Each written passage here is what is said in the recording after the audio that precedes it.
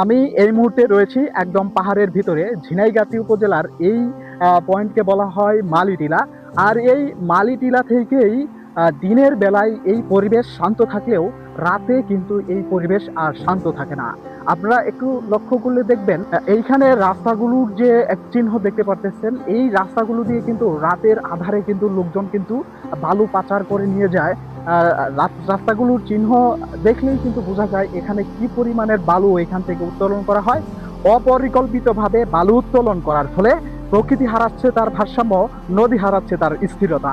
এর প্রতিফলে কিন্তু নদীর যে আশেপাশে যাদের বসবাস তাদের কিন্তু বিভিন্ন সময় বিভিন্ন ধরনের ভোগান্তি কিন্তু পড়তে হয়। আর বাংলাদেশ কৃষি প্রধান দেশ, আর এই নদী থেকে অপরিকল্পিতভাবে বালু উত্তোলনের ফলে এই কৃষি প্রধান বাংলাদেশে যখন বর্ষা মৌসুমে আজকে বৃষ্টি হয়েছে, এই নদীতে কিন্তু অনেক অংশেই কিন্তু ভাঙনের সৃষ্টি হয়েছে শুধুমাত্র বালু উত্তোলনের ফলে।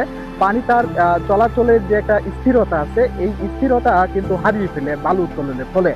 তো এই বালু উত্তোলনের ফলে যখন এই স্থিরতা হারিয়ে যায় তখন কিন্তু বিভিন্ন পয়েন্টে কিন্তু ভাঙনের সৃষ্টি হয়। আর এই ভাঙনের সৃষ্টির ফলে কৃষকদের ফসলে কিন্তু পানি ঢুকে, আর এই কৃষকদের ফসলে পানি ঢুকার কারণে কিন্তু বালি যখন কৃষকদের ফসলে ঢুকে পড়ে তখন কিন্তু কৃষি জমিতে ব্যাপক ধরনের একটা ইফেক্ট পড়ে, যার ফলে কৃষি জমির ফসল কিন্তু ঠিক মতো হয় না। তো এই মুহূর্তে মালিটিলাতে রয়েছি। এই মালিটিলা কিন্তু রাতের বেলায় কিন্তু বদলে যায়। অটো ভ্যান যুগে কিন্তু এখন বর্তমান সময়ে অটো ভ্যান যুগে কিন্তু এই বালু পাচারের চেষ্টা চলে। এটি কারা করে, কিভাবে করে, তো প্রশাসনের সুদৃষ্টি কামনা করছি। প্রশাসন, আমরা দেখেছি বিগত সময়গুলোতে প্রশাসন বিভিন্নভাবে বিভিন্ন ধরনের এই বালু খেকুদের বিরুদ্ধে আইনের ব্যবস্থা গ্রহণ করলেও তারপরেও কিন্তু থেমে নেই এই বালু খেকুদের নিত্যদিনের কার্যক্রম। তো আপনাদের আমি যদি একটু লক্ষ্য করলে দেখাই, আমার সাথে আসেন। এই যে রাস্তাটি দেখতে পাচ্ছেন, এই রাস্তা দিয়ে কিন্তু দেখেন রাস্তার যে চিহ্নগুলো আমাদের বলে দিচ্ছে আসলে এখান থেকে কি পরিমাণে বালু উত্তোলন করা হয়। এই রাস্তা দিয়ে প্রতিদিন কিন্তু চলছে অবৈধ মালামাল পাচারের চেষ্টা। এই বালু কিন্তু এই রাস্তা দিয়ে প্রতিদিন কিন্তু নেওয়া হচ্ছে। এই রাস্তা কিন্তু আমাদের প্রমাণ করে দেয় এই রাস্তা দিয়ে কি পরিমাণের গাড়ি চলাচল করে, এই রাস্তার চিহ্নই কিন্তু আমাদের প্রমাণ করে দিচ্ছে।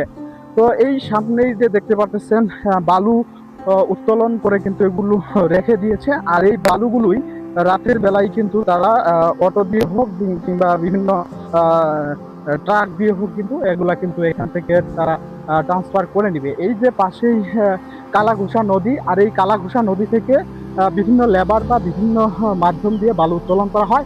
আর এই বালু উত্তোলন করে সেগুলোই কিন্তু পরবর্তীতে উপজেলার বিভিন্ন এলাকায় কিন্তু ট্রান্সফার করা হয়। এই যে এখানে আপনাদের আমি একটু আরো একটু দেখাই, না। এই যে এই পয়েন্টটা, এটা এখানে এটা হচ্ছে বালুপুরের একদম মহাবর্ষণের দেখা। এই এই যে বালু উত্তোলন করে রাখছে, যেখানে দেখেন রাস্তা রয়েছে, এই যে এই যে বালু দেখেন, এই বালু কিন্তু অবৈধভাবে উত্তোলন করা হচ্ছে, কোনোভাবেই কিন্তু থেমে নেই। কাদের মাধ্যমে হচ্ছে, কিভাবে হচ্ছে, কোন যুগ বিয়োগের মাধ্যমে হচ্ছে, এদিকে আরো আছে। ওদিকে এতটা গভীরে দেখাচ্ছি না, ওইদিকে আরো আছে, যদিও দিনের কার্যক্রম কিন্তু কোনোভাবেই থামছে না। কাজেই প্রশাসনের দৃষ্টি আকর্ষণ করছি, এখানে দেখেন কি পরিমাণের গাড়ি এখান থেকে লুট করা হয়। আর এই লুট কিন্তু পরবর্তীতে কিন্তু এখান থেকে ট্রান্সফার করা হয়। তো রাতের আধারে এই কার্যক্রমগুলো চলে। তো আমি বিশেষ দৃষ্টি আকর্ষণ করছি, এখানে এমন একটা ব্যবস্থা গ্রহণ করা হোক যাতে এখান থেকে বালু উত্তোলন করা না কেউ না করতে পারে। এই জায়গাটিতে অবশ্য এখানে পাশেই নদী আছে, এই নদীর বিভিন্ন পয়েন্ট থেকে নদীর যে দেখছেন, নদীর যে বর্তমান অবস্থা, নদীর অবস্থা কিন্তু খুবই ভয়াবহ অবস্থা।